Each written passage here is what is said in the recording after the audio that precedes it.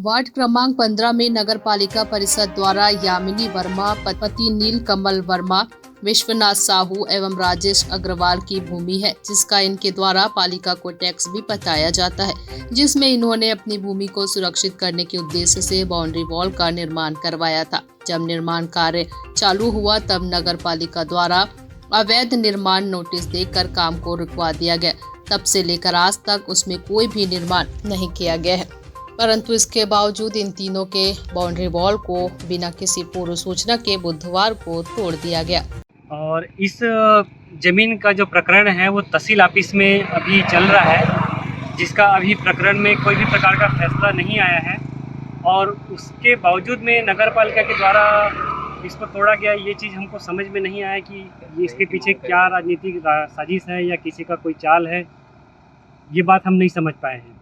मैं भूपेंद्र साहू और मैं अपने प्लाट के सामने खड़ा हूँ।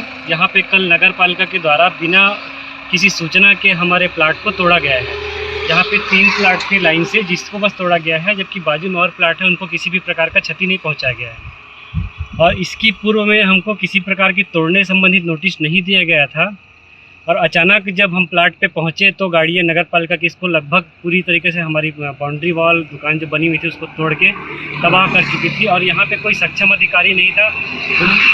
बिना कोई अधिकारी की ये कार्यवाही को अंजाम दिया गया।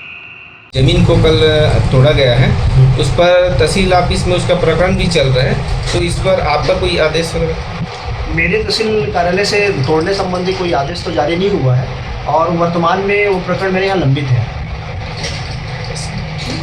दिलदा नेवरा से अजय नेताम की रिपोर्ट।